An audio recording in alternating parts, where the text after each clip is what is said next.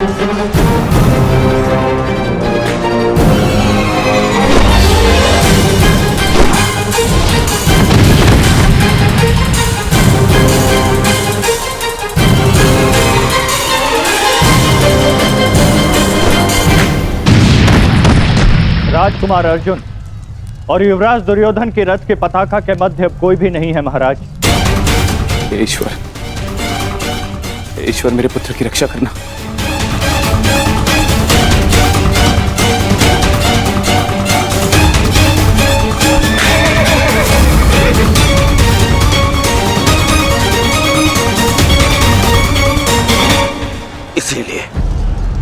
इसलिए मैं पितामह के स्थान पर कर्ण को चुन रहा था मामाश्री।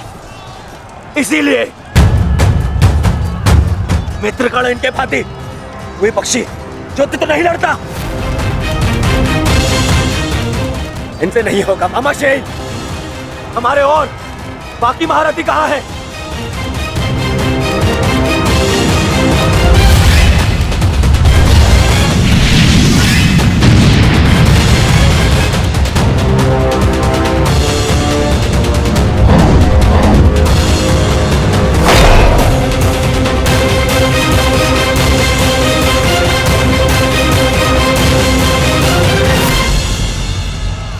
मित्रगण होता तो ऐसी परिस्थिति कभी उत्पन्न नहीं होती। अब गण नहीं है तो कौन रोकेगा इसे? कौन?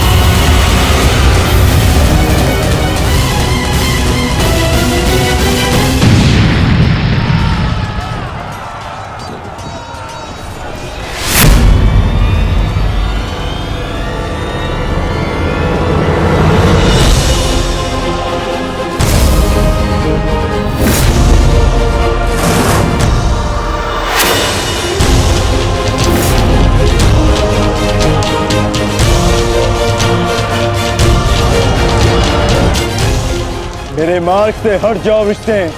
आप भूल रहे हैं महारथी, मैं उस वीर का अंश हूं जिसका रोम रोम आपको परास्त करने में सक्षम है।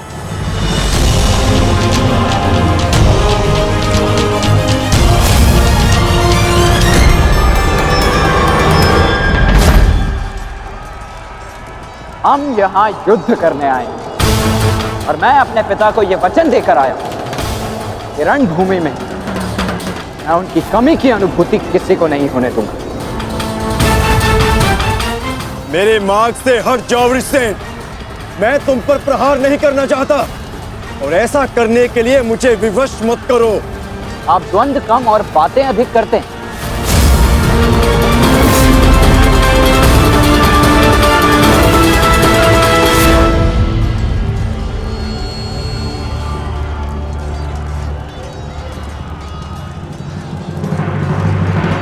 पार्थ, यदि तुम इस युद्ध को आज ही समाप्त करना चाहते हो तो एक बात का स्मरण रखना, सूर्यास्त्र होने में बस कुछ ही समय शेष रह गया है। अपने सामने खड़ी बाधा पर प्रहार करो पार्थ।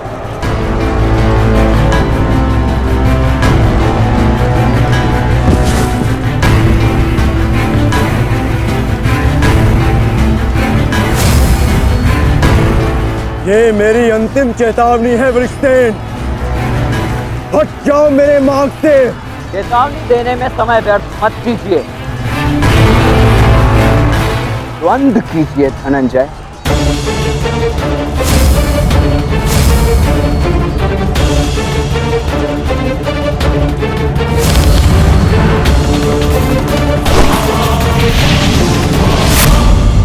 वृषसेन,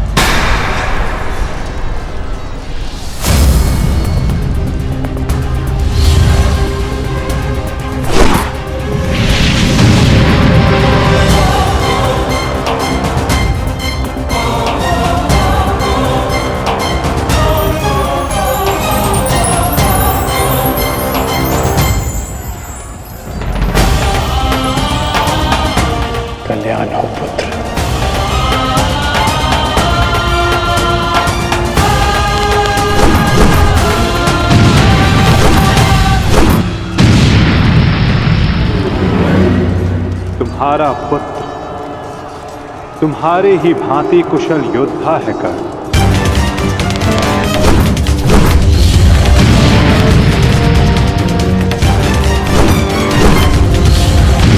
मित्रगण, आज तुम्हारा पुत्र वो कर रहा है जिस पर तुम्हें गर्व होगा।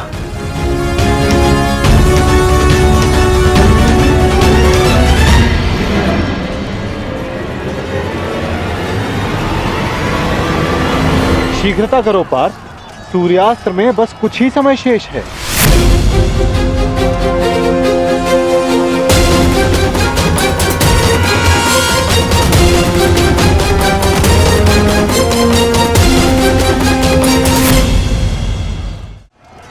शीघ्रता करो पार्थ, सूर्यास्त्र में बस कुछ ही समय शेष है।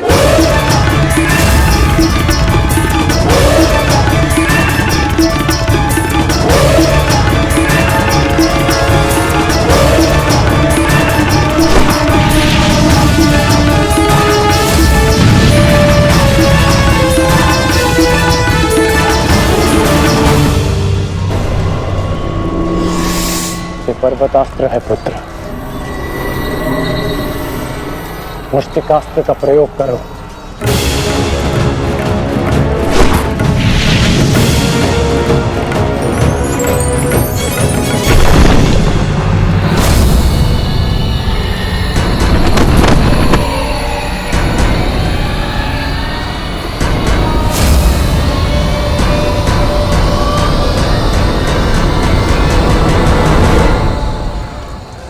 सूर्यास्त होने वाला, ध्वज को कैसे जीते? कुछ क्षण और मामा श्री। सूर्यास्त होते ही इन पांडवों का विजय का स्वप्न भी अस्त हो जाएगा। क्या होगा यदि तुम अपनी इस मूर्खता को एक छल में परिवर्तित कर दोगे तो क्या हो जाएगा? वज्रव्यूह की विशेषता क्या है दुर्योधन? प्रहार, केवल प्रहार, परंतु रक्षा में असक्षम। जरा देखो दुर्योधन, सभी योद्धा अपने राजाओं के साथ आक्रमण में व्यस्त हैं।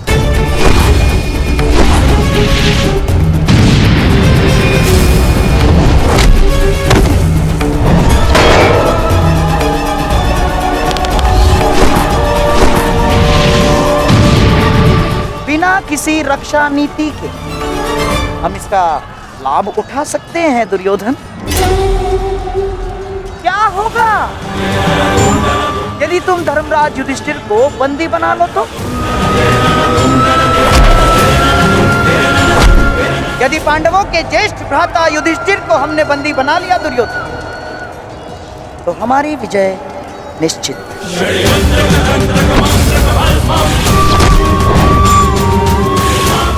साम दाम दंड भेदे अस्माकं विजयं निश्चितम्। अस्माकं विजयं निश्चितम् दुर्योधन। आपका विचार उत्तम है मामा श्री।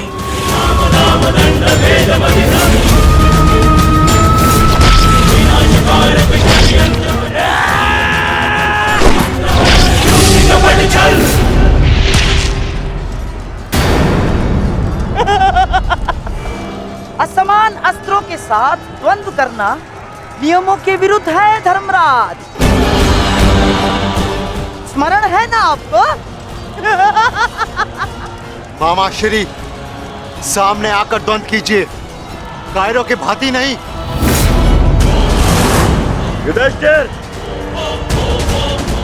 उसके लिए मैं हूं ना, मैं उपस्थित हूं।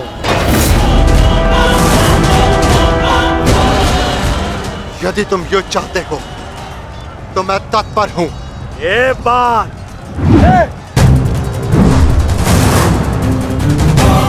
परंतु स्मरण रखना, तुम्हें परास्त करने का अर्थ यह है कि इस युद्ध पर पहली विजय हुई। और इसकी विपरीत परिस्थिति का भी यही परिणाम होगा भ्राता दुर्योधन। अवश्य।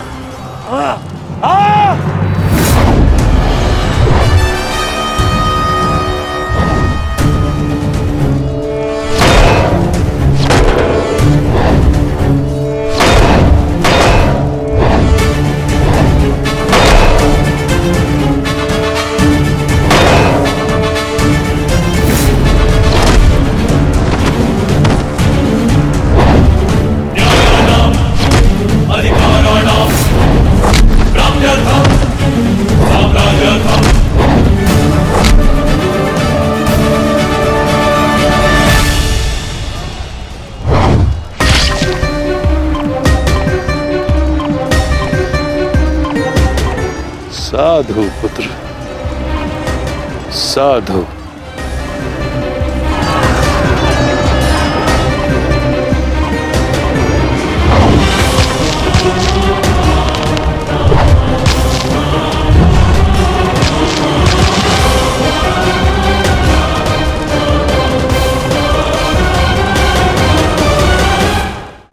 आशा है कि इस युद्ध के पश्चात तुम जैसा योग्य और वीर राजा हस्तिनापुर को मिलेगा।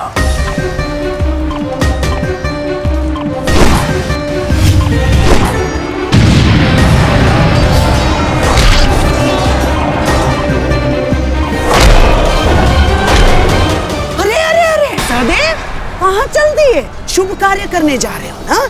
मामा श्री का आशीर्वाद नहीं लोगे? आओ प्रणाम करो।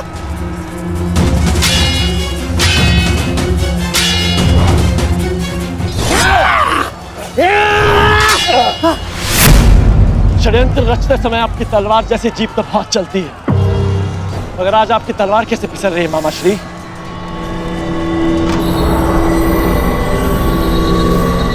नहीं दुर्योधन,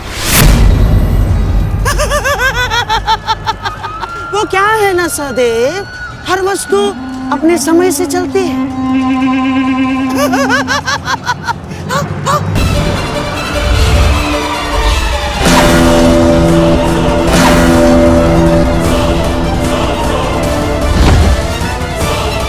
सावधान पुत्र, अब तो पहाड़ आएंगे।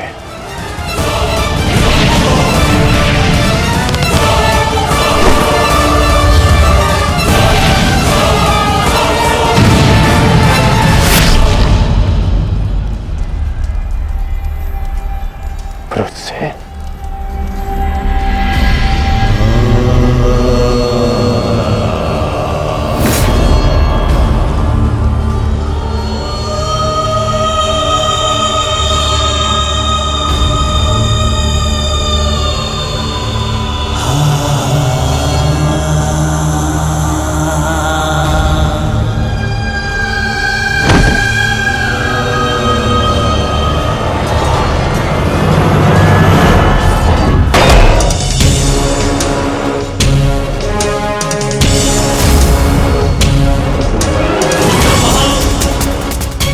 जाकर उस पताका को ले आओ। दुर्योधन मेरे साथ युद्ध में व्यस्त है। जाओ।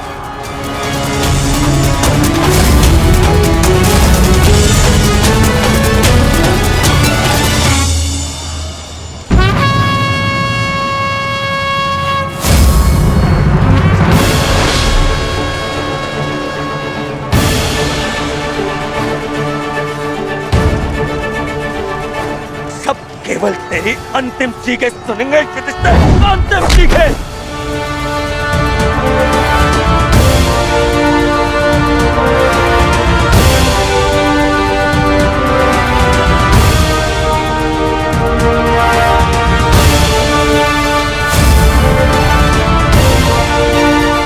अरे कोई रोको उस बालक को।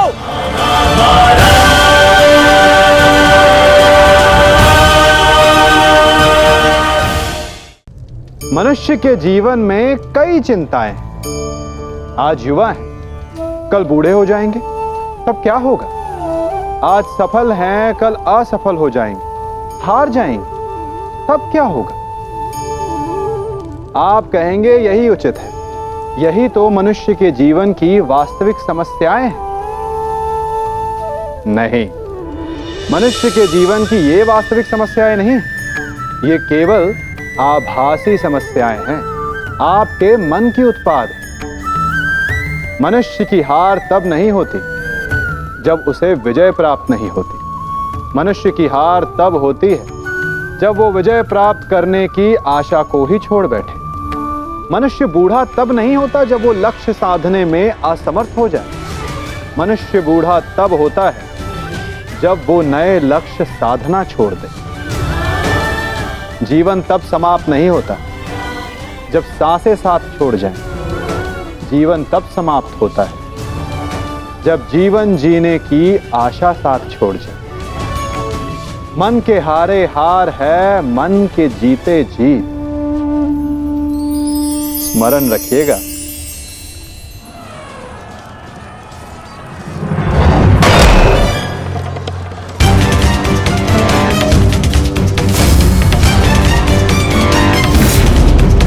कोई जाकर उस पताका को ले आओ। योधन मेरे साथ युद्ध में व्यस्त है। जाओ।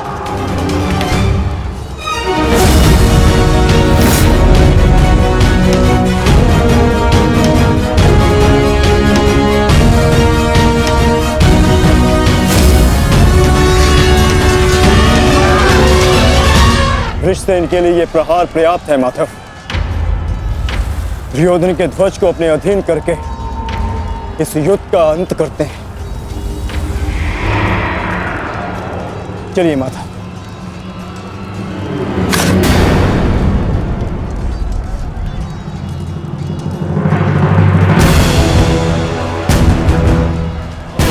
महारथी अर्जुन, द्वंद्व भी शेष है।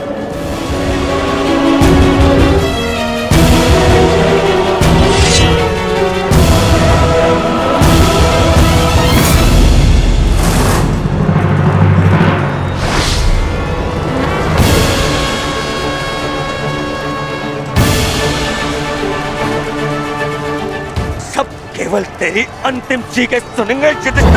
अंतिम चीखें।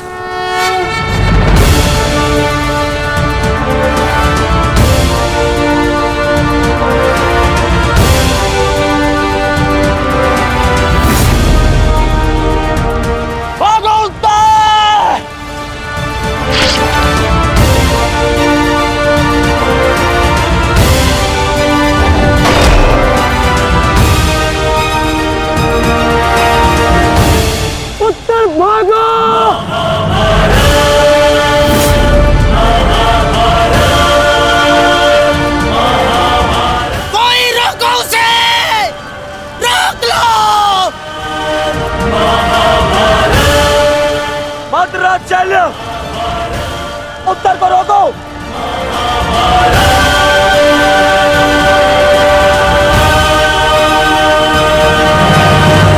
मद्रराज, रोको इसे। कायर, भूल गए किसके पक्ष से डरने का वचन दिया था तुमने? नहीं भूला मैं। तब स्मरण है मुझे मेरा वचन भी और तुम्हारा छल भी। भूल गया।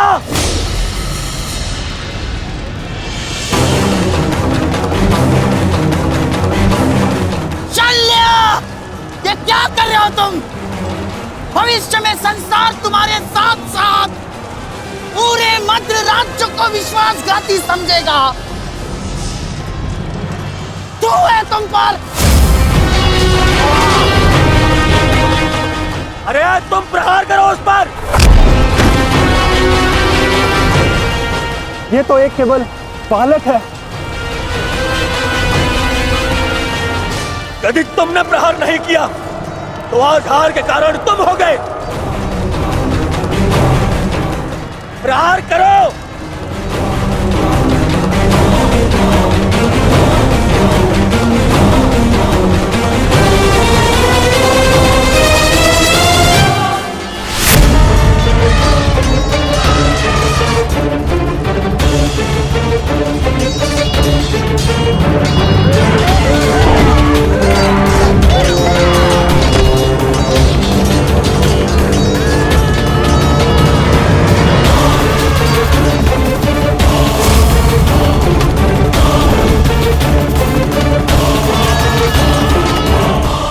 मैं आपको वचन देता हूँ, मैं युद्ध के अंत तक उसके पक्ष से लड़ूंगा।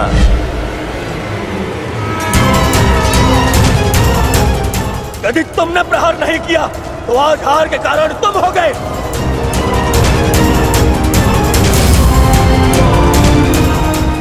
मैं शल्य अपने अतिथि की ओर से अपने शत्रुओं का नाश करूंगा।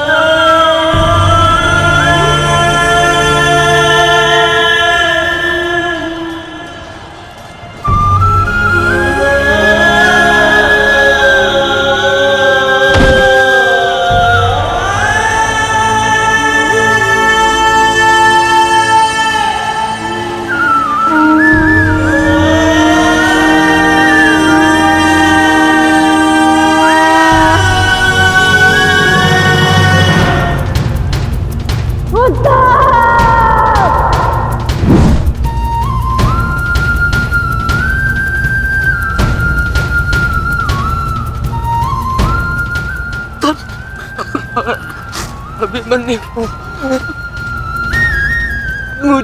मुझे क्षमा कर दो अभिमन्यु, मैं अपना लक्ष्य पूर्ण नहीं कर पाया।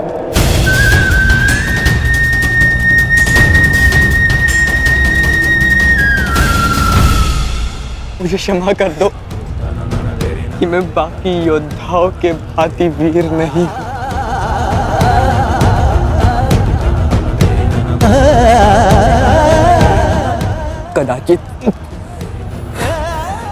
कदाचित तुम मुझे पताका के साथ अपने बाहों में लेकर शिविर तक ले जाते।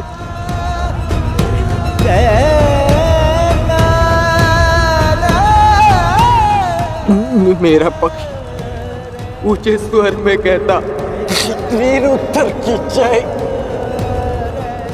वीर उत्तर।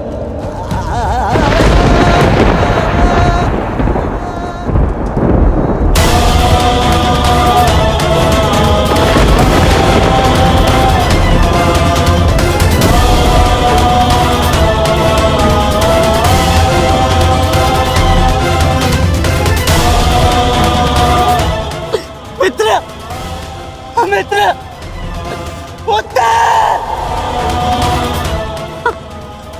मित्र।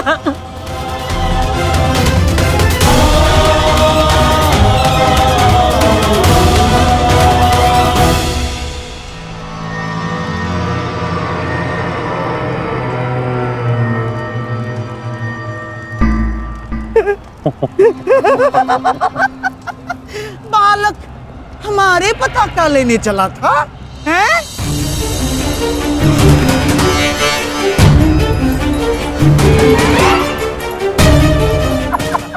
ला, पताका तो मिली नहीं चल रही है।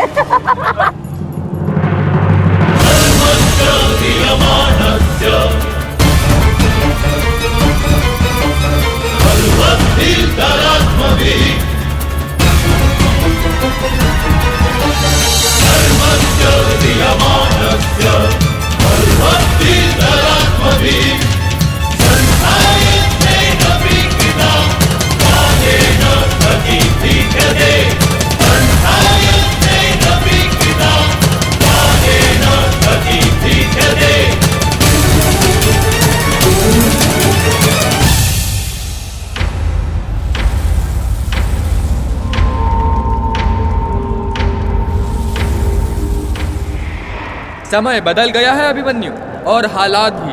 अब केवल विषय वर्तमान का यह युद्ध है। देखना, मैं यह पताका लेकर ही रहूंगा।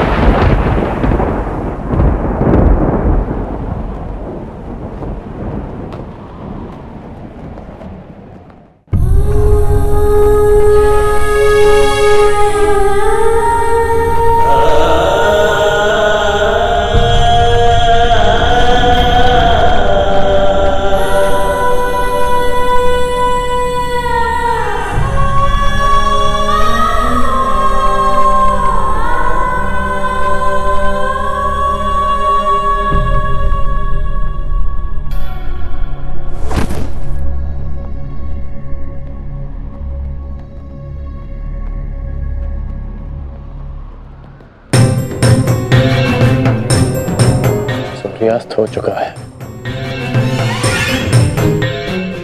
फिर अब तक ये सब लौटे क्यों नहीं?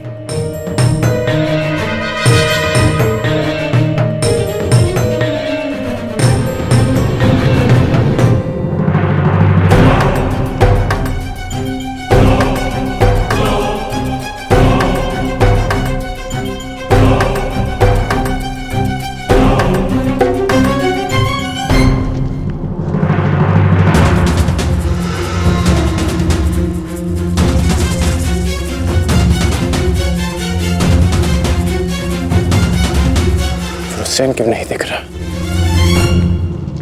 कुमार वृषेण की, कुमार वृषेण की, कुमार वृषेण की।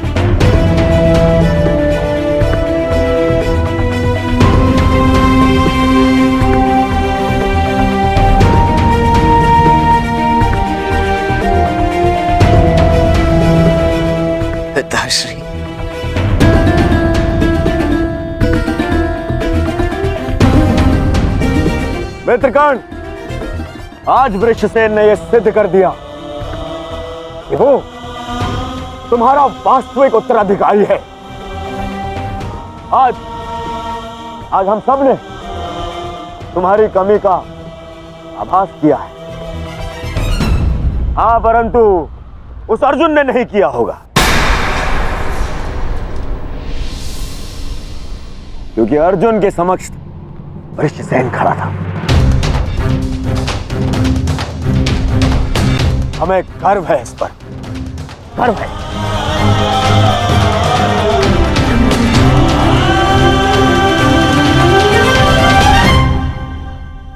कर्ण, तुम्हारा पुत्र आज केवल अंगराज पुत्र वृषसेन नहीं,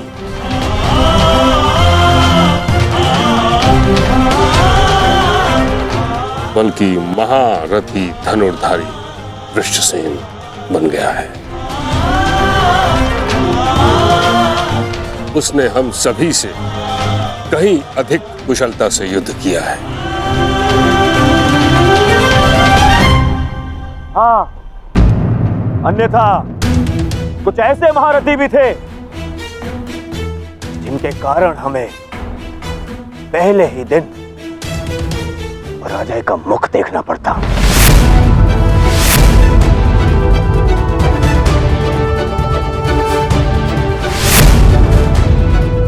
तुम्हें इस पर गर्व होना चाहिए कर्ण।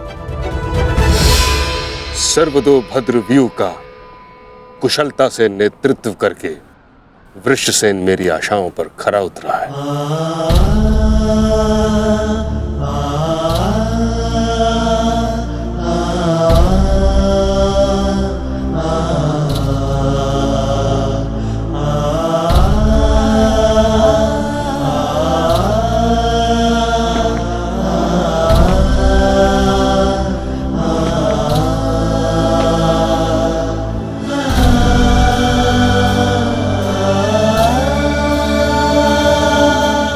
कल्याण हो तुम्हारा पुत्र।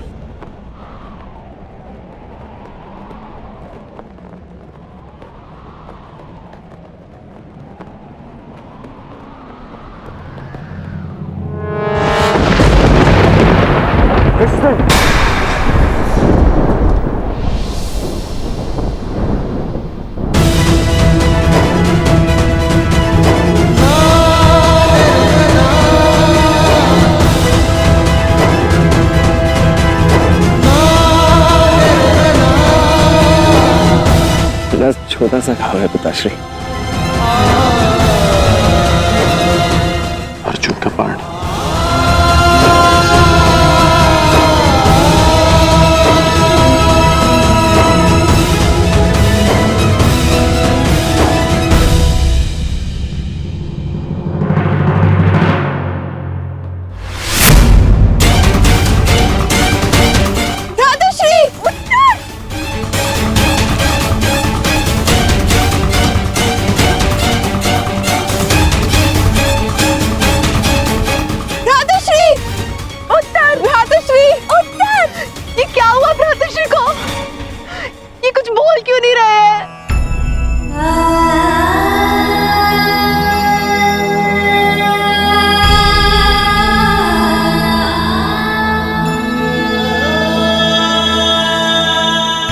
मृत्यु नहीं हुई है उत्तरा।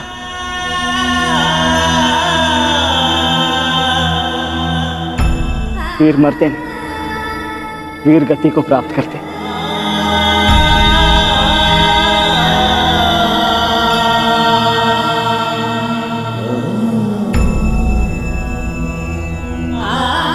वीर उत्तर वीर गति को प्राप्त हुआ। वीर उत्तर की जय। वीर उत्तर की जय। वीर उत्तर की वीर उत्तर की वीर उत्तर की वीर उत्तर की वीर उत्तर की वीर उत्तर की वीर उत्तर की।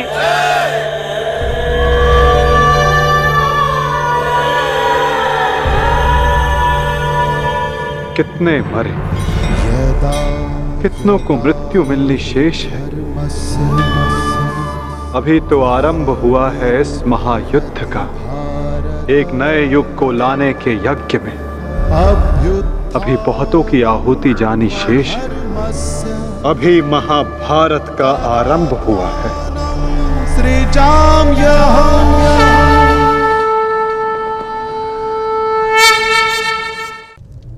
जीवन एक द्वंद्व नहीं, एक महासंग्राम है जो जीवन भर चलता है। और इस युद्ध में विजय वही प्राप्त करते हैं जो कठिनाइयों से लड़ते हैं, जो गिरने के पश्चात भी उठने का साहस रखते हैं। जब एक पक्षी अपने घोंसले की नींव का पहला तिनका रखता है तो वो तिनका हवा से कई बार उड़ जाता है। यदि वो पक्षी हवा से हार मान, यदि वो पक्षी घोंसले की नींव रखने का साहस छोड़ दे, तो वो अपने जीवन में कभी भी नींव का निर्माण नहीं कर पाएगा। यदि नई नींव का निर्माण करना है, नई सृष्टि का आवाहन करना है, तो बार बार प्रयत्न करने की आवश्यकता पड़ती है। जब सूर्य ढलता है तो प्रकाश का अंत नहीं होता। अगले दिन सूर्य फिर से जगता है और अंधकार पर विजय प्राप्त करता है। जो थकते नहीं, जो गिरने के पश्चात फिर से उठते हैं, जो बार बार प्रयत्न करते हैं, विजय उन्हें ही मिलती है।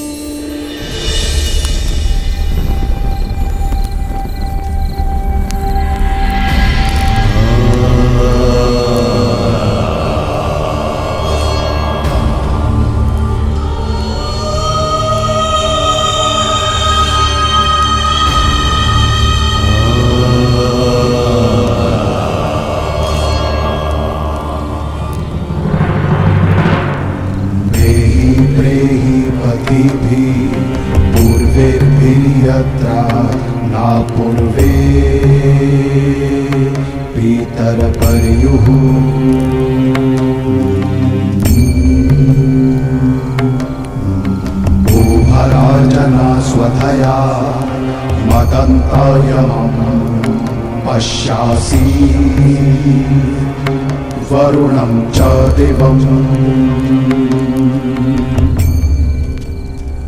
ये सब क्यों हुआ सखा? सहस्त्रों काल के गाल में समा गए। ये क्या हो रहा है केशव?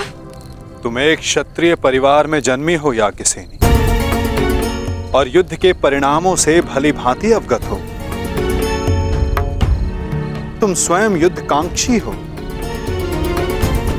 तो फिर ये पीड़ा क्यों? क्योंकि ये अनुमान नहीं था केशव कि अपनों की मृत्यु इतनी पीड़ादायिनी होगी। आज उत्तर वीर गति को प्राप्त हुए, कल कोई और होगा। मन बहुत विचलित हो रहा है सखा। जब भी मैं अपने पुत्रों का या आर्य पांडवों का मुख देखती हूँ, मुझे एक भय समा जाता है मन में कि कहीं। तुम ये मत भूलो सखी कि ये युद्ध केवल तुम्हारे अपमान, केवल पांडवों के साथ हुए अन्याय के प्रतिशोध के लिए नहीं हो रहा है। ये युद्ध धर्म की पुनः स्थापना के लिए हो रहा है, अधर्म के नाश के लिए हो रहा है। और धर्म की स्थापना के लिए वीरों को अपने प्राणों की आहुति देनी पड़ती है सखी।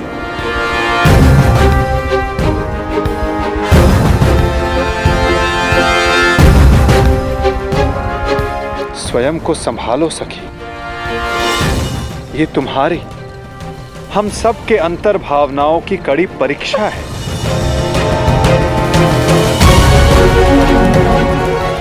और इस युद्ध में हानि केवल हमें नहीं हुई है। अभी तो इस युद्ध में अनेकों की आहुति देना शेष है सखी। कोई और भी है जिसे अति शीघ्र इस पीड़ा का वहन करना शेष है।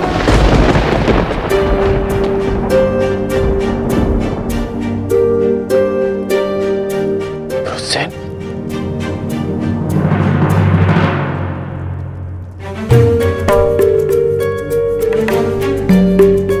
धन्यवाद पिताश्री।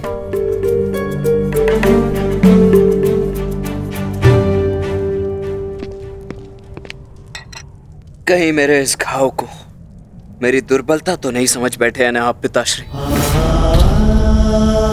मैं एक योद्धा हूं और युद्ध में योद्धा को घाव लगना गर्व की बात है। इस महायुद्ध में ये घाव मेरे लिए एक उपहार की भांति है।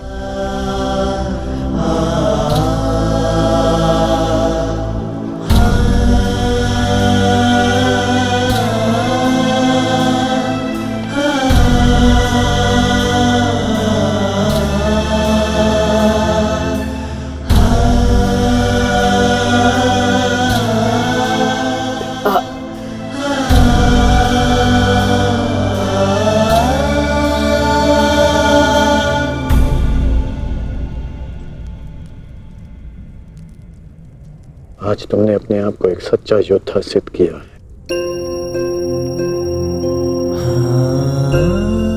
मुझे तुम पर गर्व है। कल्याण हो तुम्हारा पुत्र। अब तुम्हें विश्राम की आवश्यकता है। विश्राम करोगे तो यह घाव जल्द ठीक हो जाएगा।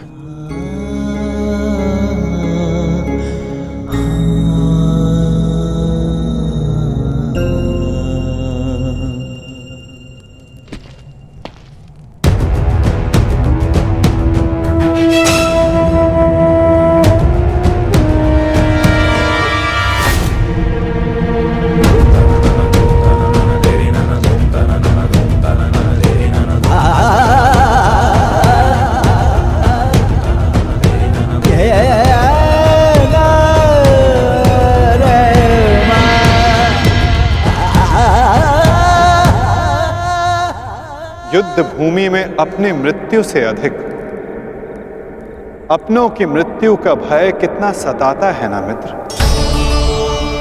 माधवा, बड़ी बात।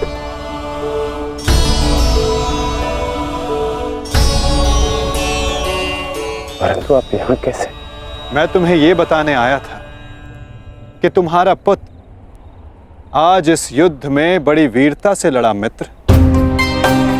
तुम्हारे पुत्र ने महाभारत के प्रथम दिन को अविस्मरणीय बना दिया। वृषसेन के घायल होने के पश्चात भी उसने अर्जुन को युद्ध भूमि में तुम्हारी अनुपस्थिति का भान नहीं होने दिया।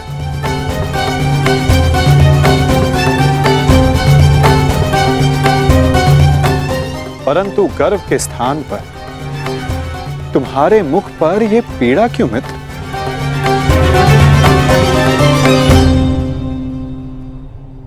गर्व है, गर्व है माधव। परंतु ऐसा क्यों होता है कि मैं स्वयं के शरीर पर सहस्त्र बाण सह सकता हूं। मैंने बिना संकोच किए अपने कवच और कुंडल दान कर दिए। मैं ये सब पीड़ा सहने में सक्षम हूं। एक योद्धा होने के नाते मैं युद्ध के सभी नियमों से अवगत हूं। परंतु वृषसेन को लगे बाण, उसकी मृत्यु का भय।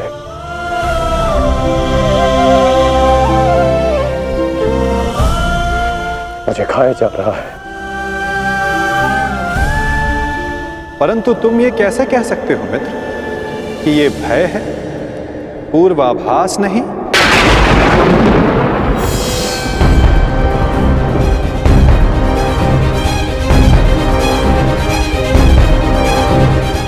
पूर्वाभास? आप क्या कहना चाहते हैं?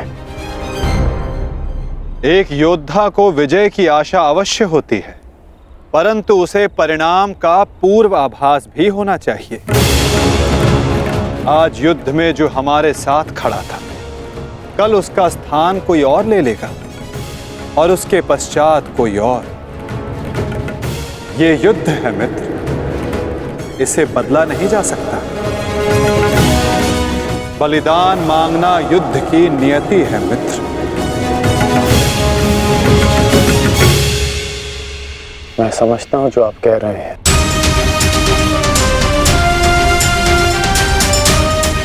परंतु मन में अपनों की रक्षा की चिंता है।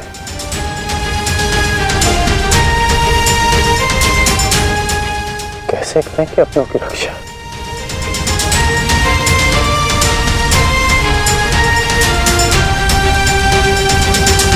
यदि कारण महान हो तो उसका बलिदान भी महान देना होता है मित्र। इस युद्ध में हो रहे बलिदान को स्वीकार करो।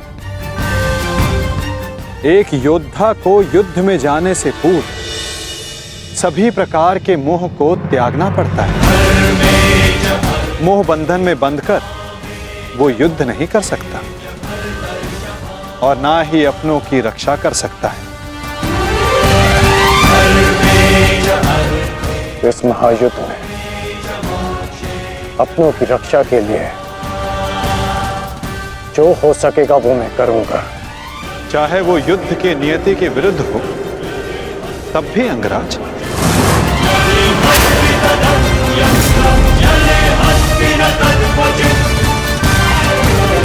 उत्तर दो अंगराज, क्या तुम ऐसा कर पाओगे?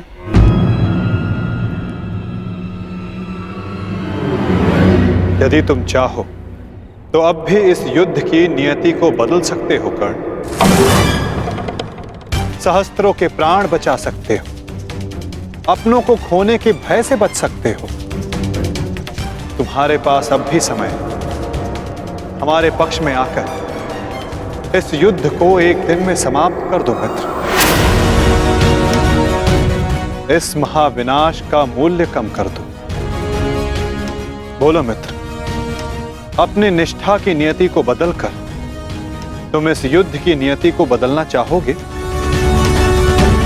महामहिम भीष्म ने तुम्हें इस युद्ध भूमि में प्रवेश करने से वर्जित किया है। यही अवसर है मित्र, अपने भ्राताओं के साथ मिलकर धर्म के लिए युद्ध करके इसे समाप्त कर दो।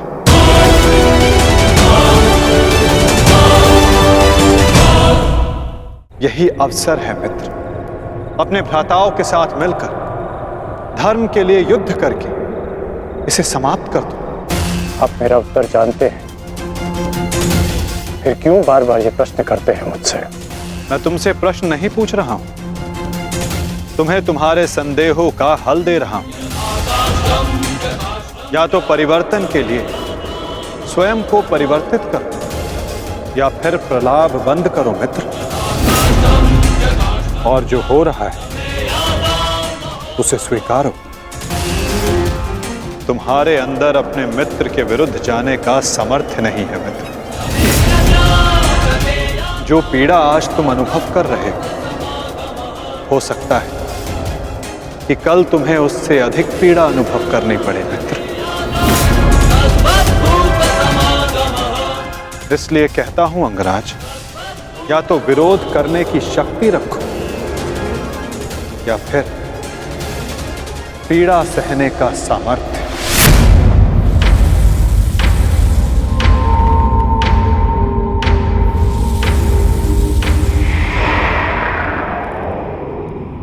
एक बात और थी मित्र, सोचा कि तुम्हें उसका ज्ञात होना चाहिए। आज मैंने अर्जुन को महाज्ञान दिया, उसे अपने विश्व रूप के दर्शन करवाए। ये जानकर तुम्हें बुरा तो नहीं लगा ना? कहीं तुम फिर से ये तो नहीं सोच रहे कि मैं पक्षपाती हूं? आप पक्षपाती तब होते जब आप अर्जुन को अपना विराट रूप नहीं दिखाते। आपने मुझे अपने विराट रूप का साक्षी बनने की अनुमति दी। मुझे पूर्ण विश्वास था केशव, कि एक ना एक दिन आप अर्जुन को अपना विराट रूप अवश्य दिखाएंगे। आपको लेकर किसी और के मन में शंका हो सकती है, परंतु मेरे नहीं।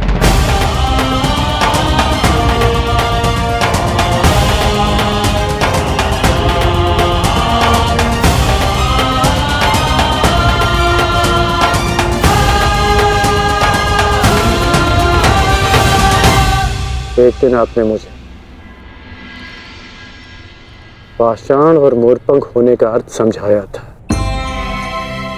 हर पहेली का उत्तर हमारे चयन में होता है अंगराज। इस पाषाण खंड की भांति जो ना अपना चुना हुआ मार्ग बदलता है और ना ही अपने विचार। और दूसरा मार्ग वासुदेव? जो इस मोरपंख की भांति होते हैं, वे अपने आप को ईश्वर की इच्छा के हाथों ऐसे समर्पित कर देते हैं जैसे इसने स्वयं को वायु को समर्पित किया। मैं आज भी पाषाण हूं और अर्जुन आज भी वही मोरपंख, वो मोरपंख जिसे आपको अपने मस्तक पर धारण करना ही था। ये मेरा प्रारब्ध है कि मैंने पाषाण होना चुना है।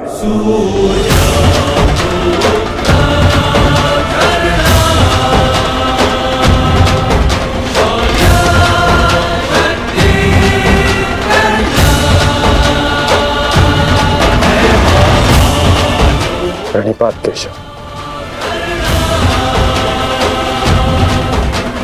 कल्याण वस्तु मित्र।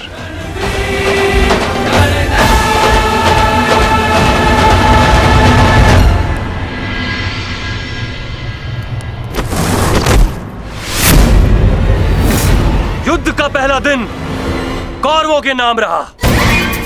ये पांडव सेना के युद्ध बंदी ज्येष्ठ, हम इन्हें अपना दास बना लेते हैं। और मुझे पूर्ण विश्वास है कि अंतिम विजय भी हमारी ही होगी। उत्सव का आनंद लो। राजकुमार दुर्योधन की जय! राजकुमार दुर्योधन की जय! अरे मित्र, आओ आओ मित्र। हाँ, यहाँ उत्सव चल रहा है। तुम कहाँ रह गए थे? किस बात का उत्सव? उन पांडवों के विनाश का उत्सव, उनकी पराजय का उत्सव मित्र। उन पांडवों के विनाश का उत्सव जिसका श्रेय जाता है तुम्हारे पुत्र को, वीर महारथी वृषसेन को, जिसे तुमने इतना सामर्थ्यवान बनाया।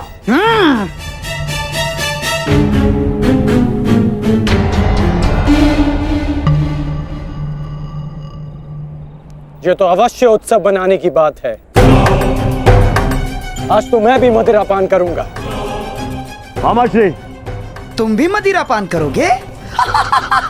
लो, ये लो।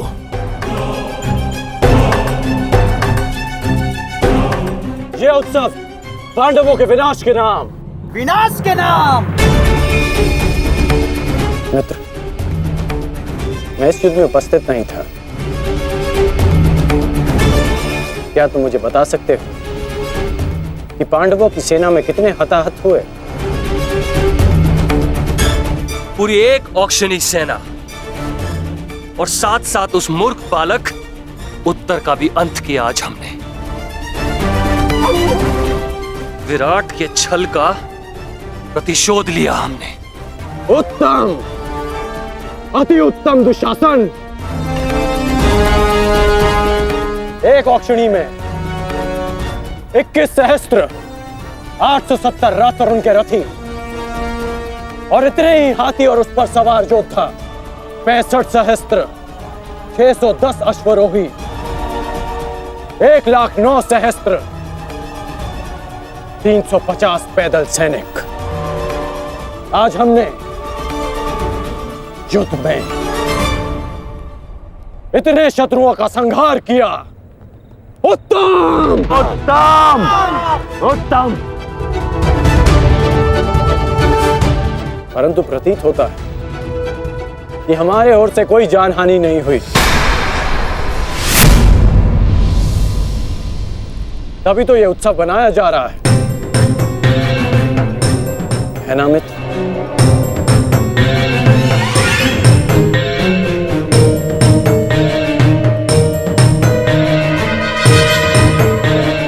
नहीं मित्र, हमारी ओर भी लगभग आधी अक्षुणी सेना की हानि हुई है। अर्थात सहस्त्र सैनिक, महारथी, अश्वरोही हमारी ओर से भी मारे गए। अब इनके परिवार का ध्यान रखने वाला कोई नहीं रहा। इनके वृद्ध माता पिता, विधवा स्त्रियों, अनाथ बच्चों की रक्षा करने वाला कोई नहीं बचा।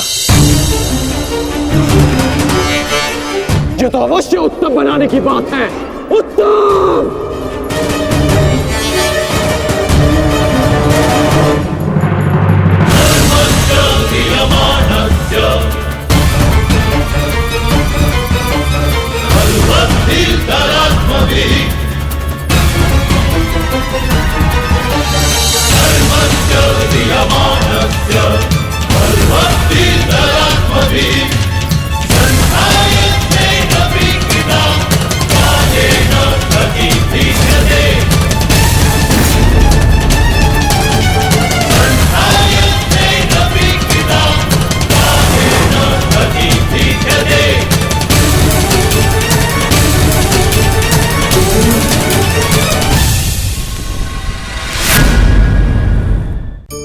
अधिकतर मनुष्यों का अभ्यास होता है, यदि कोई व्यक्ति छोटा हो तो उस पर ध्यान न दे। आयु में, व्यापार में, समृद्धि में, पद में यदि कोई छोटा हो तो उसके पास जाने से कतराते हैं, उसका साथ देने से कतराते हैं।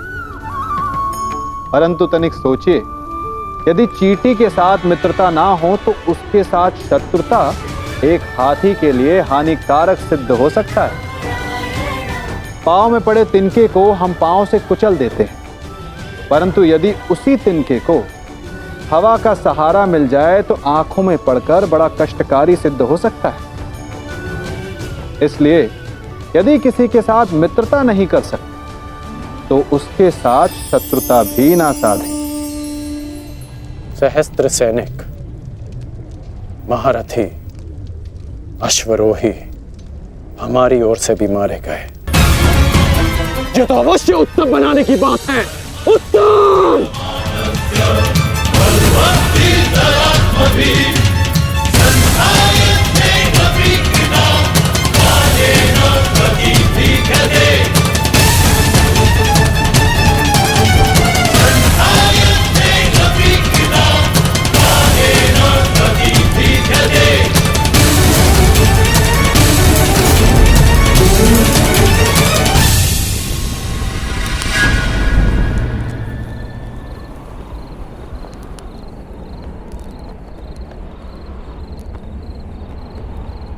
क्या ये युद्ध समाप्त हो गया है?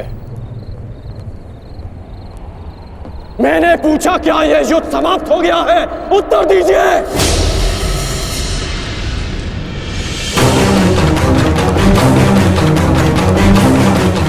एक दिन युद्ध में पलड़ा क्या भारी हो गया। आप सबको लगा कि आप लोग युद्ध जीत गए। आज जितने भी सैनिक वीर गति को प्राप्त हुए हैं वो तुम्हारी विजय के लिए अपने प्राण खो बैठे।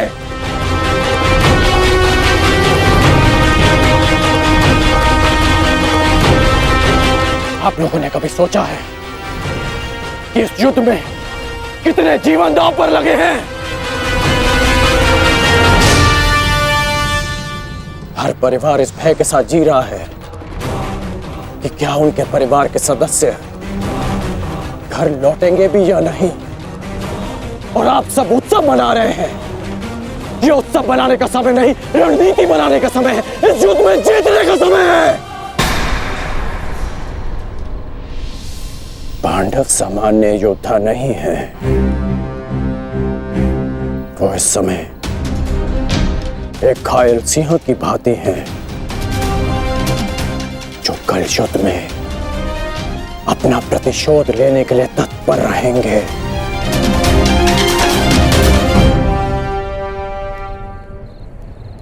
तो इसी क्षण इस उत्सव को बंद कीजिए।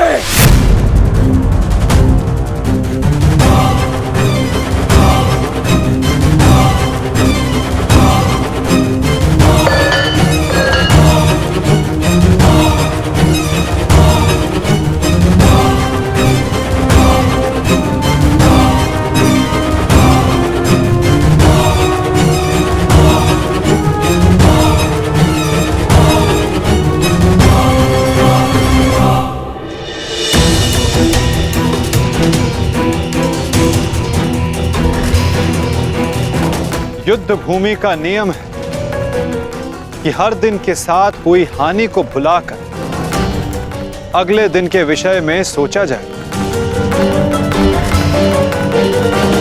अब समय आ गया है इस पर विचार किया जाए कि कल के युद्ध में हमारी रणनीति क्या होगी।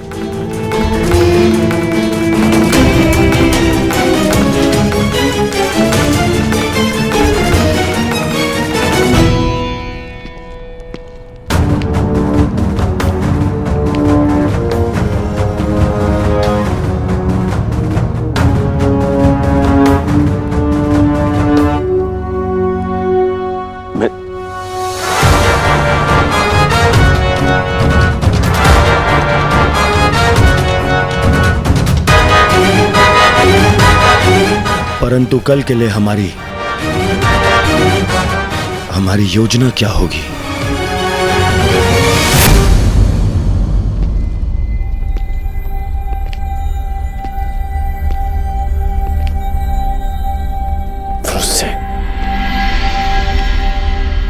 तुम यहाँ क्या कर रहे हो? यहाँ कल की रणनीति बन रही है पिताश्री। तो इस सभा में मेरा उपस्थित होना अनिवार्य है ना। तुम युद्ध में भाग नहीं लोगे, मैं तुम्हें अनुमति नहीं दे रहा। जाओ जाकर विश्राम करो। मैं जानता हूं मुझे विश्राम की आवश्यकता है, परंतु मैं नहीं चाहता कि कल कोई वीर पांडव ये कहे कि अंगराज का पुत्र एक तीर का घाव तक ना सह सके। मुझ पर विश्वास कीजिए पिताश्री, मैं कल भी युद्ध में अपना पूरा योगदान दूंगा, परंतु मुझे जाने से मत रोकिए। मैं आपका पुत्र हूं। मैं वचन देकर आया हूं कि मैं आपकी कमी की अनुभूति किसी को अनुभव नहीं होने दूंगा। मैं इसीलिए मेरा कल युद्ध में उपस्थित होना अनिवार्य है पिताश्री। मुझे मेरा वचन पूर्ण करने दीजिए।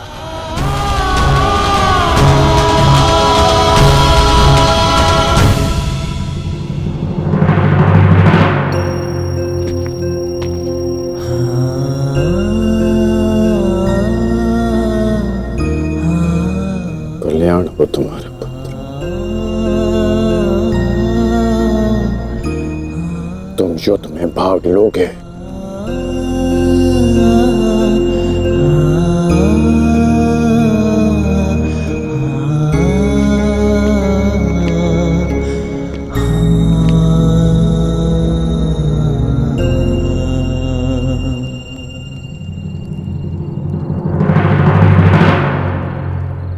शत्रु सेना को हानि पहुंचाने के साथ साथ आपको अपनी सेना को सुरक्षित रखना भी महत्वपूर्ण है।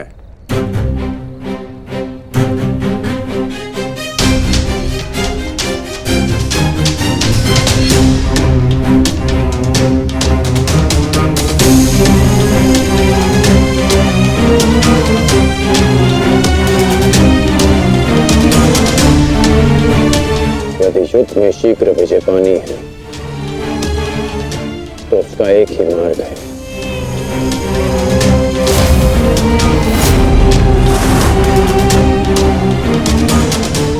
उसे बंदी बनाओ। जिसे बंदी बनाने से ये युद्ध समाप्त हो जाए। युधिष्ठिर! कल युद्ध में कौरव तुम्हें बंदी बनाने का प्रयत्न अवश्य करेंगे युधिष्ठिर। यदि हमने युधिष्ठिर को बंदी बना लिया तो बाकी के सारे पांडव हमारे सामने हाथ जोड़े खड़े रहेंगे। उत्तम! कल चाहे जो कुछ भी हो जाए, हम उस युधिष्ठिर को बंदी बनाकर रहेंगे। उसकी सुरक्षा की हर एक दीवार, हर एक व्यू तोड़ देंगे हम। तो इसका तोड़ क्या है माधव?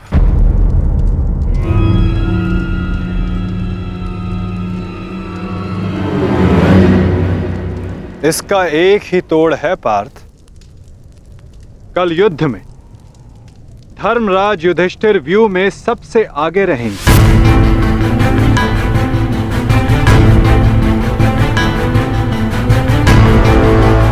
जब आप जानते हैं माधव कि ज्येष्ठ को बंदी बनाना ही इन कौरवों का लक्ष्य है, तो क्या हम ज्येष्ठ को सबसे आगे खड़ा करके उनका कार्य सरल नहीं कर रहे हैं? क्या ये उचित है माधव? हाँ पार्थ, यही उचित है। इसीलिए मैं ऐसा कर रहा हूं।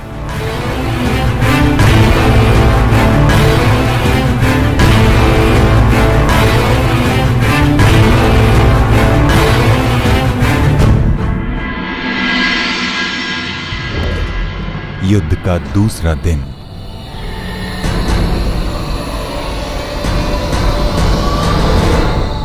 क्या युद्ध आरंभ का शंखनाद तब तक नहीं हुआ संजय? किसी भी क्षण युद्ध का शंखनाद हो जाएगा महाराज। दोनों सेनाएं सज्ज हैं। पांडवों की सेना ने आज कौंच व्यूह का निर्माण किया है और महामहिम भीष्म ने महाव्यूह का। उचित निर्णय लिया है ताछरी ने। अब पांडव युधिष्ठिर की रक्षा के लिए उसे क्रौंच व्यू की अंतिम रेखा में रखेंगे।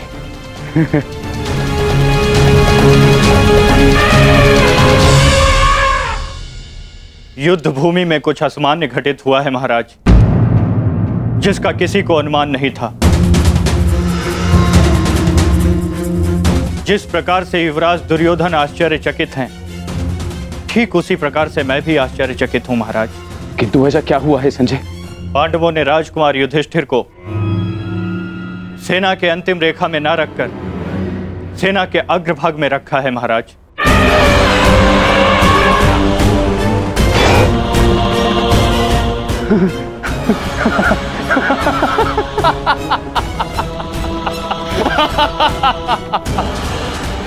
लगता है दूसरे ही दिन युद्ध हार जाना चाहते हैं पांडव, तभी तो ऐसी मूर्खता कर रहे हैं। अब मेरे पुत्र दुर्योधन के पंजों से युधिष्ठिर को कोई भी नहीं बचा सकता, कोई भी नहीं। मरेंगे, मरेंगे ये सब।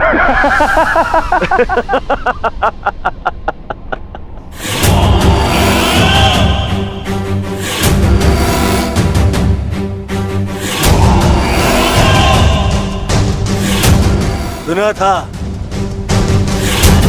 आज देख भी लिया। विनाश काले विपरीत बुद्धि।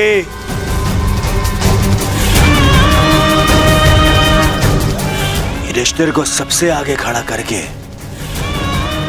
आश्चर्यचकित कर दिया इन पांडवों ने।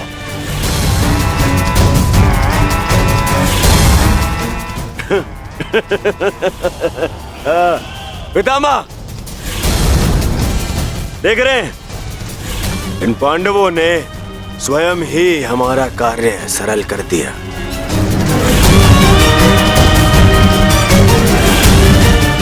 युधिष्ठिर को आगे खड़ा करके।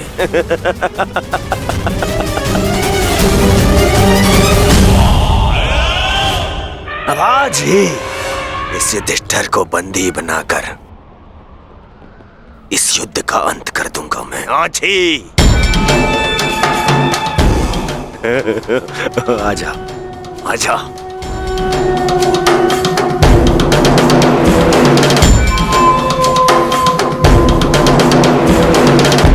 कल अंगराज ने उत्सव मनाने से रोक दिया था, आज अवश्य मनाएंगे।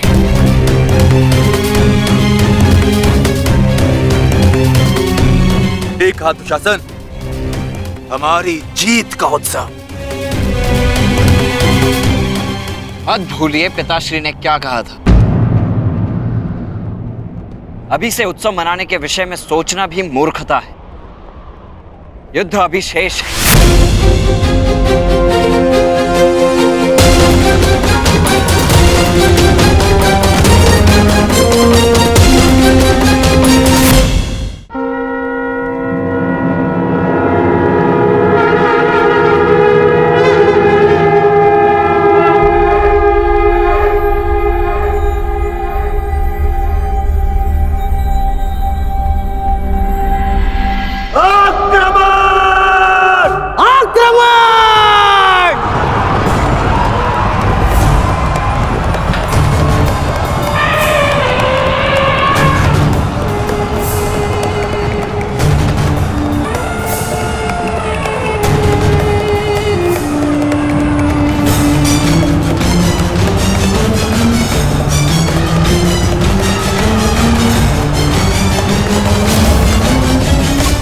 पांडव आक्रमण क्यों नहीं कर रहे? योजना क्या है इनकी?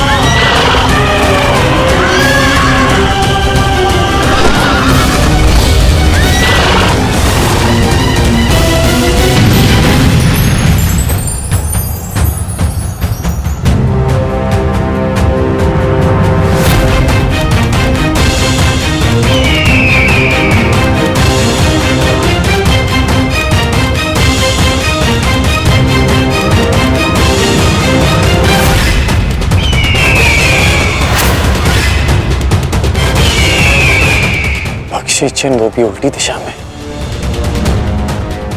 ये पांडव पीछे क्यों हट रहे हैं?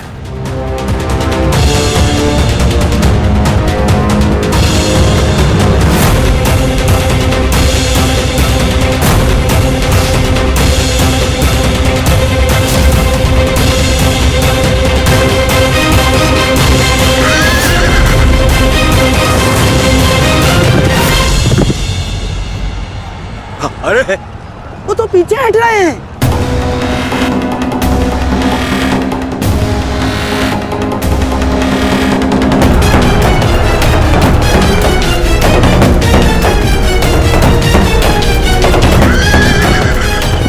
पीछा करो इनका, समाप्त कर दो सबको।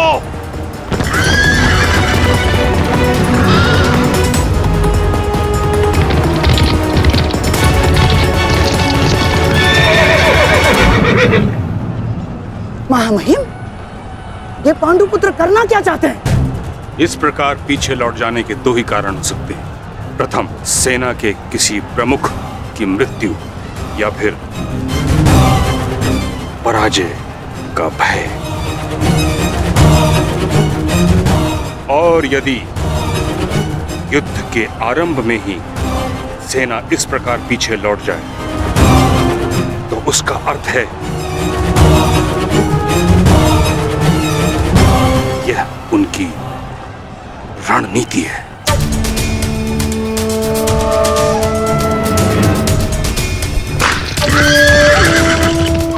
पर हमारे पास उन पांडवों से 5 अश्विनी सेना अधिक है। यदि ये कोई रणनीति भी है, तब भी हम अपनी सेना के बल से इन पांडवों को समर्पण करने के लिए विवश कर सकते हैं। पितामह, आप आगे बढ़िए और युधिष्ठिर को बंदी बनाइए। शीघ्रता मत करो दुर्योधन। सर्वप्रथम उनकी रणनीति को समझो, उसके पश्चात आगे बढ़ो।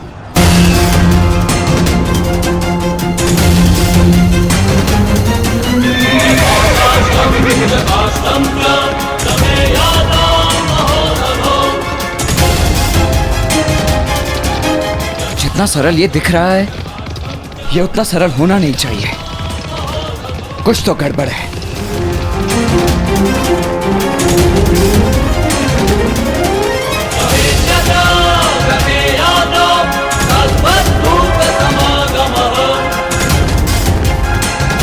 रुक जाओ, ये एक छल है, हमें फंसाने की चाल है ये।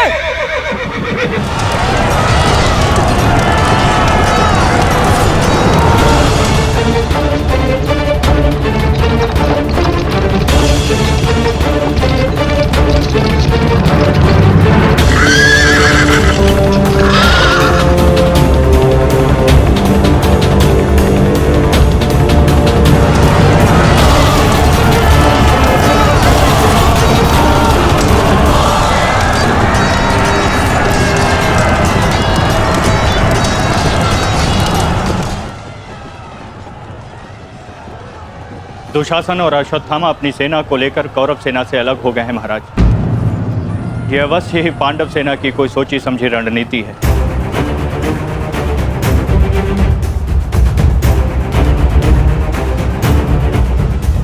आत्मसमर्पण कर दो युधिष्ठिर। हो सकता है ज्येष्ठ तुम्हें जीवन दान दे दे। तुम केवल दास बनने के योग्य और सदैव दास बनकर रहोगे, और पांचाली सदैव हमारी दासी बनकर रहेगी।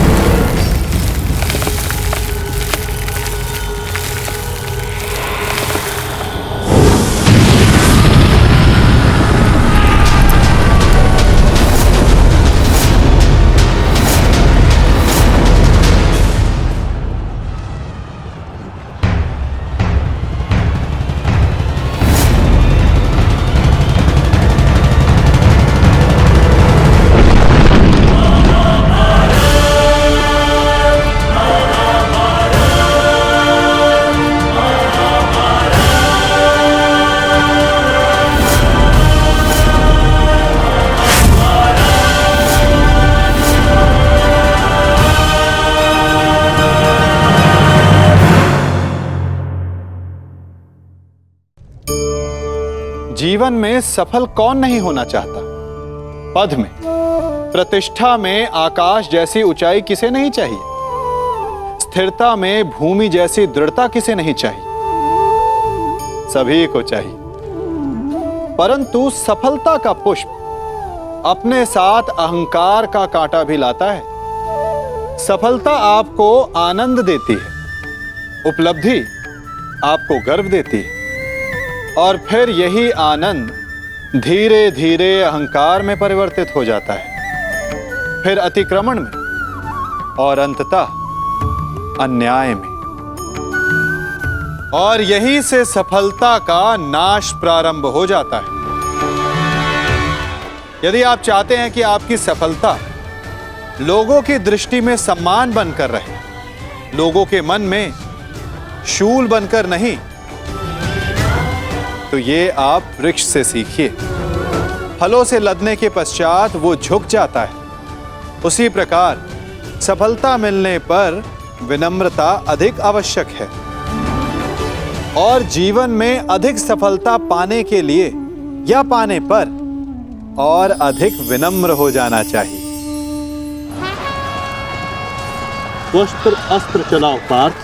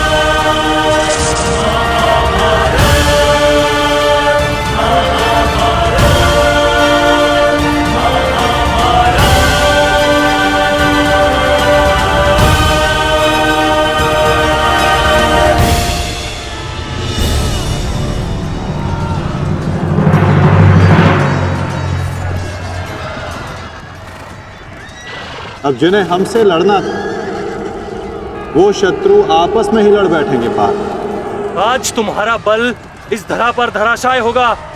भीम, अर्जुन!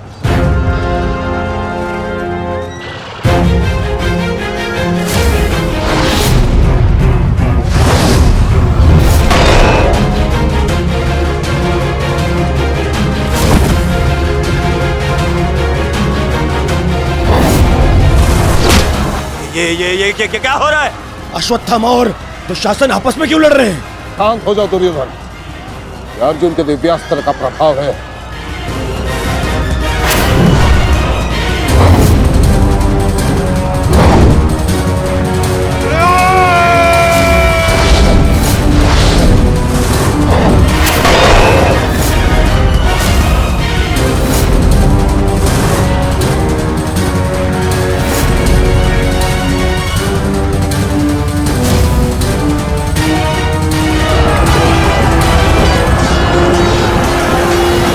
राजकुमार अर्जुन ने त्वस्तर अस्त्र का प्रयोग किया है महाराज। ये प्राचीन और बहुत ही दुर्लभ अस्त्र है। ये सैनिकों को भ्रमित करता है महाराज, और अपने ही सैनिकों में मृत्यु का भय और अपना सबसे बड़ा शत्रु दिखाई देता है महाराज, और वो आपस में ही लड़कर मर जाते हैं महाराज।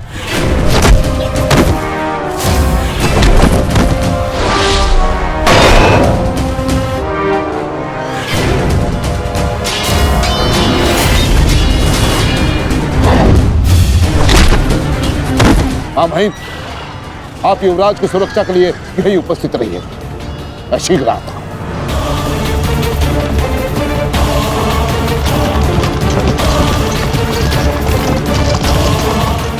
माधव, दुर्योधन पर आक्रमण करने का यही उचित समय।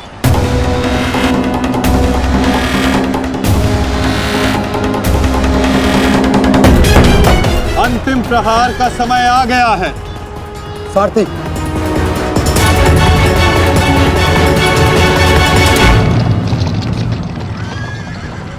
ये क्या? चारों पांडव सीधे हमारी ओर बढ़ रहे हैं।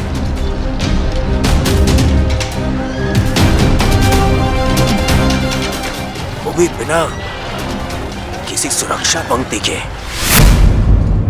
संजय, इस अस्त्र की माया को किसी तरह तो समाप्त किया जा सकता है। कोई तो उपाय होगा।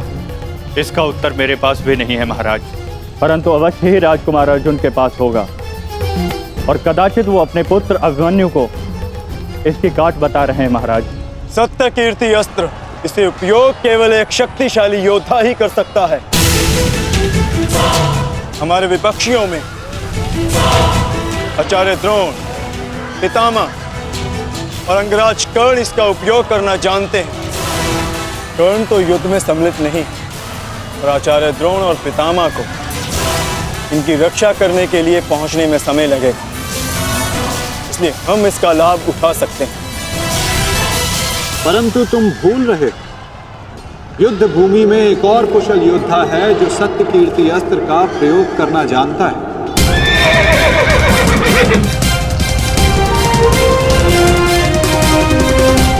और उसको रोकना अति आवश्यक है।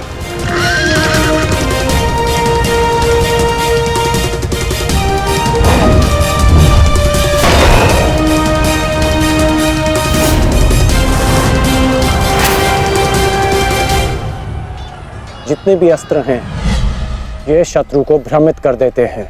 परंतु इस भ्रम को तोड़ने का कोई तो उपाय होगा ना पिताश्री? एक ही अस्त्र है, सत्य कीर्ति अस्त्र।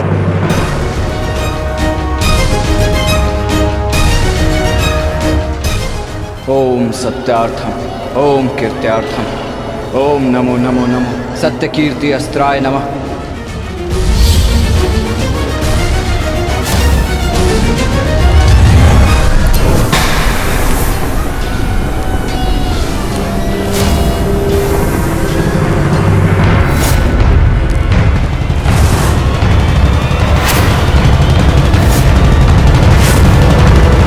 स्वागत है अभिमन्यु।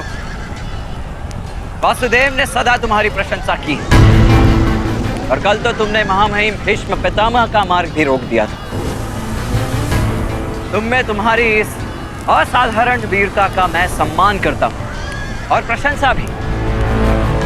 परंतु इस समय मुझे मेरी सेना की रक्षा करनी है और ऐसा करने से मुझे कोई नहीं रोक सकता। प्रशंसा तो तुम्हारी भी बहुत हो रही है वृषसेन। जिस वीरता से तुमने मेरे पिताश्री का सामना किया वो सराहनीय था। परंतु इस समय मेरा भी केवल एक ही लक्ष्य है, तुम्हें रोकना। तो विलंब कैसा? मैं प्रस्तुत हूं।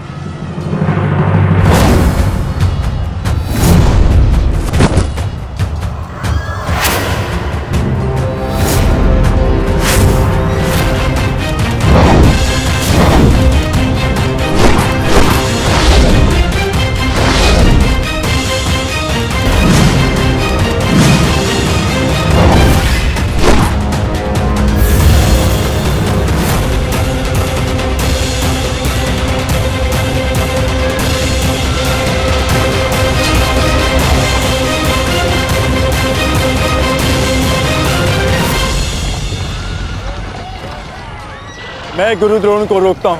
नहीं अर्जुन, गुरु द्रोण का सामना मैं करता हूं, तुम आगे बढ़ो।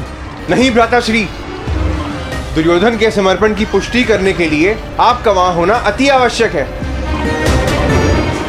और जो इसमें सक्षम है वो है भ्राता भीम। पितामह को केवल भ्राता अर्जुन ही रोक सकते हैं। आप सब लोग आगे बढ़िए, हम गुरु द्रोण को रोकते हैं। सारथी, शीघ्रता करो।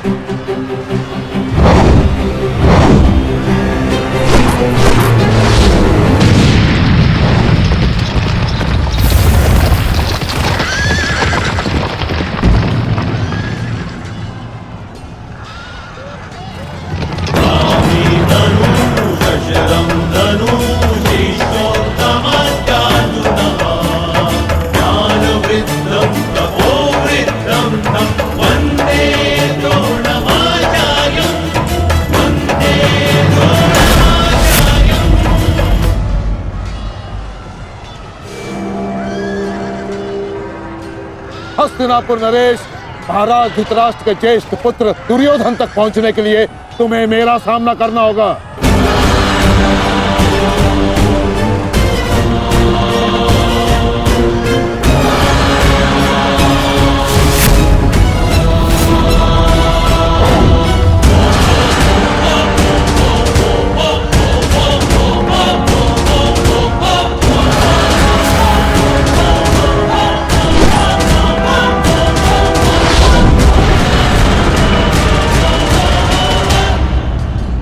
अद्भुत अर्जुन, मुझे गर्व है तुम पर। माना कि भ्राता अर्जुन आपके प्रिय है, परंतु हम भी आपके शिष्य हैं गुरुदेव। अपने साथ बंद करने का अवसर हमें भी प्रदान करें। अवश्य पुत्र, परंतु स्मरण रहे एक क्षण तुम्हारे समक्ष तुम्हारे गुरु द्रोण खड़े हैं। बंद इतना सरल नहीं होगा, स्मरण रहे। हमारे गुरु ने हमें कठिन कार्यों को साधने की पूर्ण शिक्षा दी है गुरुदेव। तो सावधान नकुल।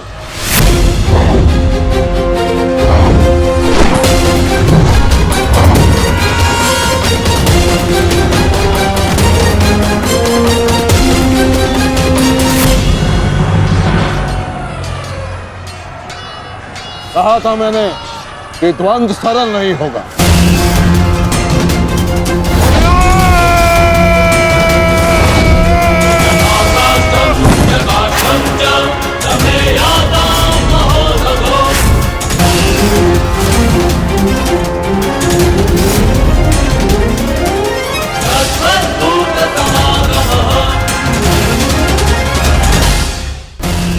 पहले मैं आपसे द्वंद करूंगा गुरुदेव।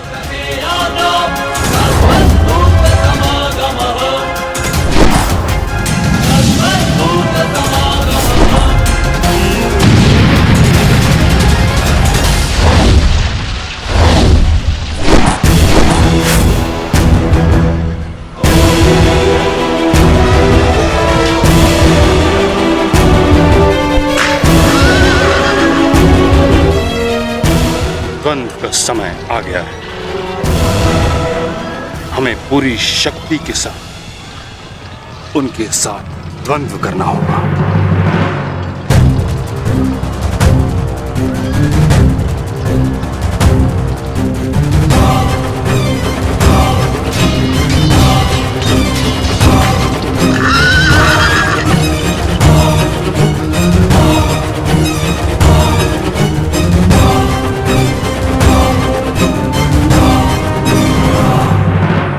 क्या हुआ पुत्र?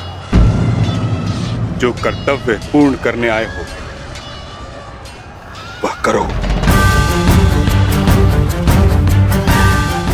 मेरे साथ द्वंद्व करो।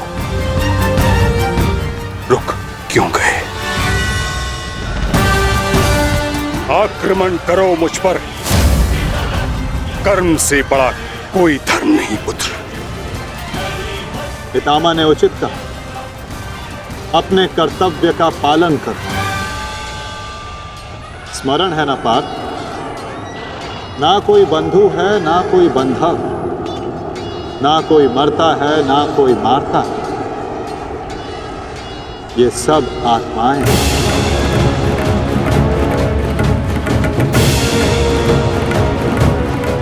हम सब निमित्त मात्र हैं पार्थ। अब किस अवसर की प्रतीक्षा कर रहे हो? अवसर तो तुम्हारे समक्ष खड़ा है पार्थ।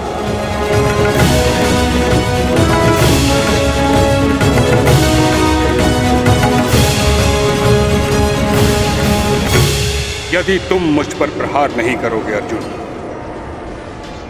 तो मैं करूंगा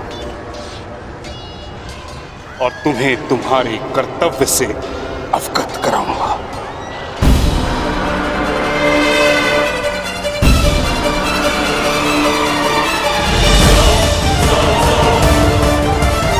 अपने प्रेम भाव को अपनी दुर्बलता मत बनाओ पार्थ, अन्यथा तुम्हारा यही प्रेम भाव तुम्हारी पराजय और अधर्म की विजय का कारण बनेगा।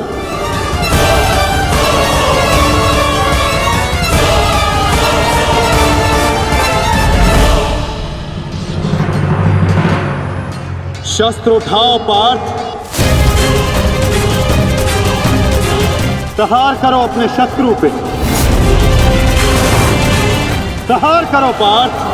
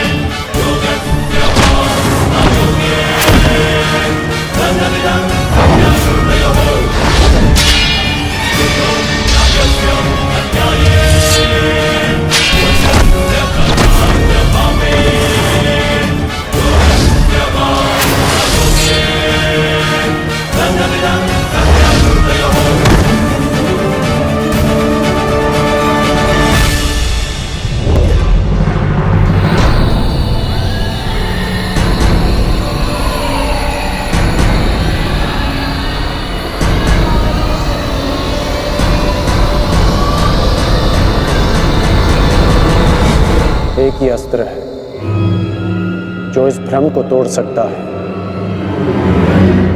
सत्य कीर्ति अस्त्र।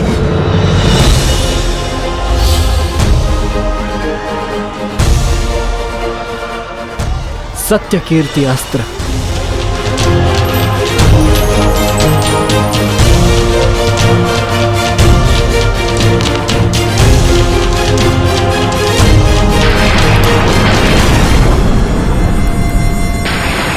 मुझे अपने कर्तव्य का पालन करना ही है। तुम भी अपने कर्तव्य का पालन करो मित्र। हम दोनों को कोई नहीं रोक सकता।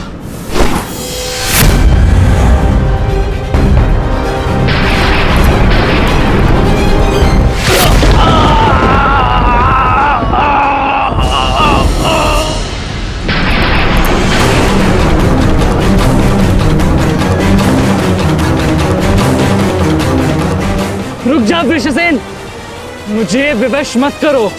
मैं केवल वो कर रहा हूं जो मेरे वश में है।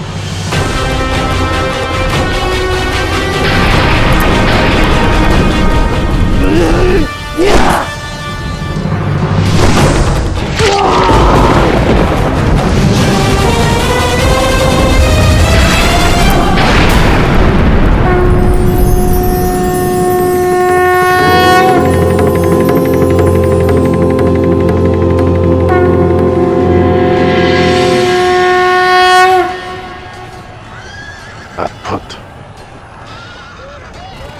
मुझे तुम पर गर्व है पुत्र।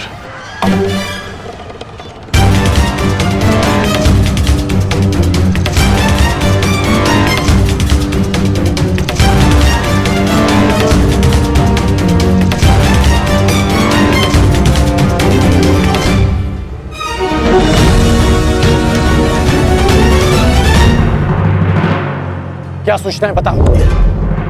अंगराज, मैं वो बताओ मुझे। कुमार वृषेण। क्या हुआ वृषसेन को? बोलो। युद्ध में बुरी तरह घायल हुए हैं।